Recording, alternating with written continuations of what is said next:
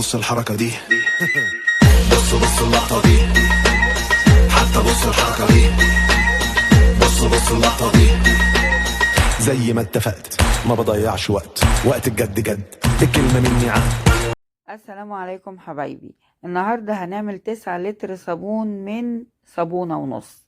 شوفوا الجمال بتاع الصابون ولا الرغوة العالية بتاعته والريحة، ومش عايزة اقول لكم. تعالوا شوفوا الخطوات، يلا بينا حبايب قلبي. في وصفة النهاردة هنستخدم بشر صابونة من الصابون اللي احنا عاملينه مع بعض، او هنشتري صابونة من الراجل، بس اللي احنا عاملينه مع بعض افضل واحسن، لان احنا حاطين جليسرين وحاجات لطيفة للجسم.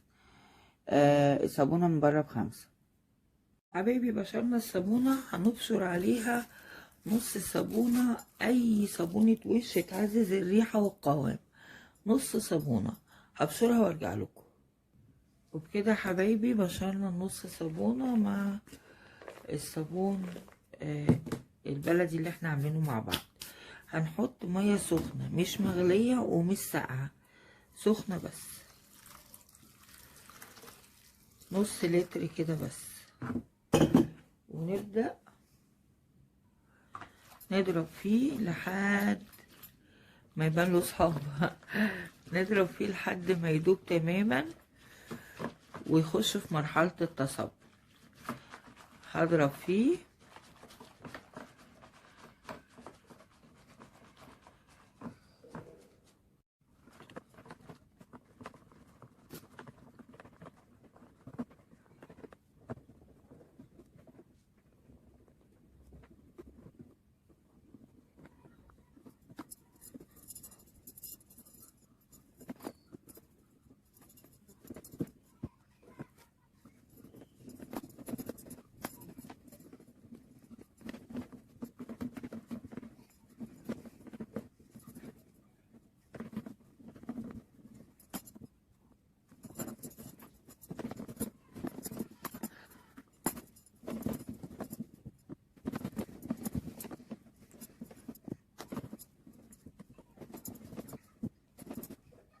حبايب قلبي. زي ما انتوا شايفين دخل في مرحلة التصبن خالص، هو بقى عجينة لينة جدا،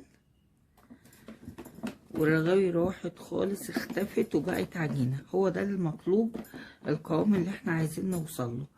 دلوقتي انا هسيبه من نص ساعة لساعة لحد ما يتماسك خالص، عشان نبتدي نعمل احلى صابون سايل. من نص ساعة، ممكن نص ساعة، ممكن ربع ساعة، لان هو اصلا دخل في مرحلة التصبن جدا.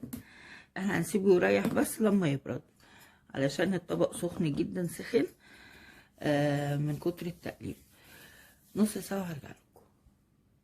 حبايب قلبي زي ما احنا شايفين كده اللي بتطلع بصعوبة، مسك بقى عجينة خالص.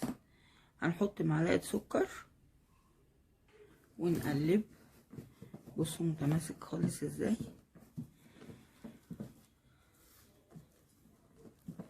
يعني تقريبا بقى عجينة مش راضي. بصوا نحط بقى معلقة كربونات او بيكربونات الصوديوم على حسب بتقولوا عليها ايه، ونقلب.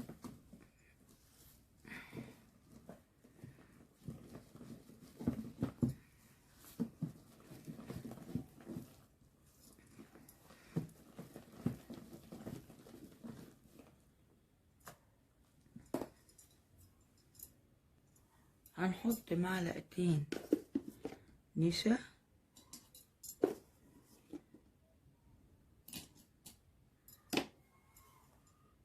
ونقلب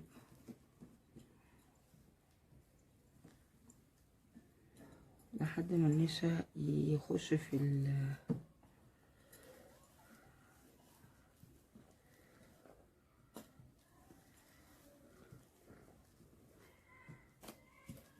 ودي كانت اغلب المكونات. هنبتدي بقى نخف بالميه سنه سنه، نص لتر كده، نص لتر.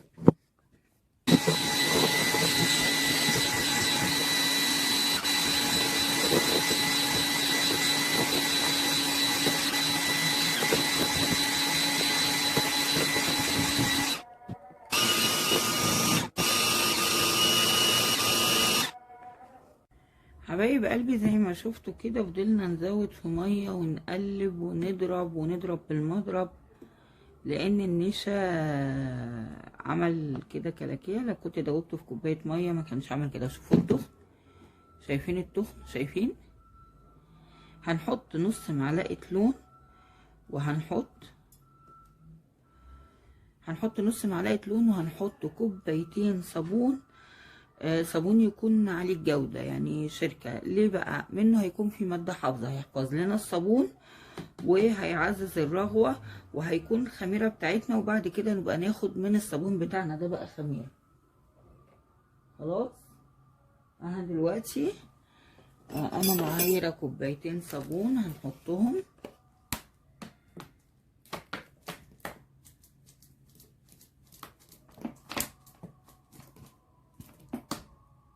ادي كوبايتين صابون او نص لتر صابون عالي الجودة. ده هيحفظ لنا الصابون بتاعنا ويديله ريحة، وهيظبط القوام اكتر. يعني هفضل اضيف في ميه دلوقتي معاكم اكتر. كمان ممكن نحط 3 معالق ميه ورد للي عايز يحط ميه ورد. 3 معالق، ادي معلقه 2 3. جميله جدا للبشره، وهتعالج معانا اي مواد كيميائيه. كمان عندنا الجليسرين، اللي عايز يحط معلقه جليسرين حلوه قوي جدا اهو. معلقه جليسرين هتظبط معانا وحلو جدا جدا للبشره. ميه الورد بقى والجليسرين، خشوا على النت كده وشوفوا الجمال والحلاوه. لو عندك زيت عطري، انا عن نفسي هحط زيت ليمون على زيت نعناع، بيدي ريحه ملهاش حل. انت لو عندك اي زيت عطري حطي 10 جرام خام زيت ورد، ممتاز جدا للبشره اللي يعجبك. هحط بقى نص معلقه لون اصفر على اللون الاخضر ده، دي لون الليموني الحلو ده. وهنضرب مع بعض ونزود لحد ما نوصل للقوام المثالي. ولسه هنبيته ونصوروه تاني بكره لما يتقل اكتر. يعني ما خلصش على كده. احنا بعد ما هنظبطه تمام هنشيله، وبكره بقى هنعبيه مع بعض.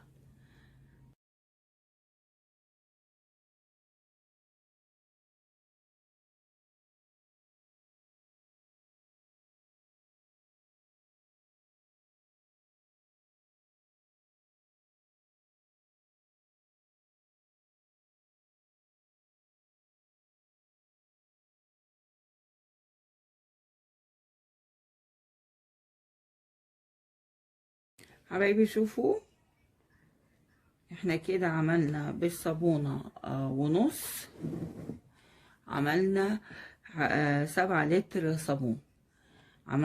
حبايب قلبي انا زودت 3 لتر مية، كنت فاكرة ان بصور يعني حضرت الفيديو ونسيت اشغله.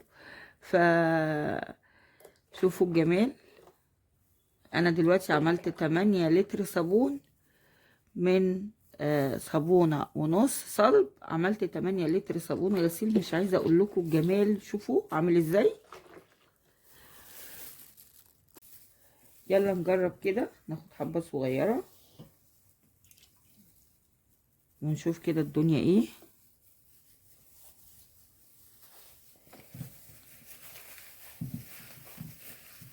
شايفين الرغوة؟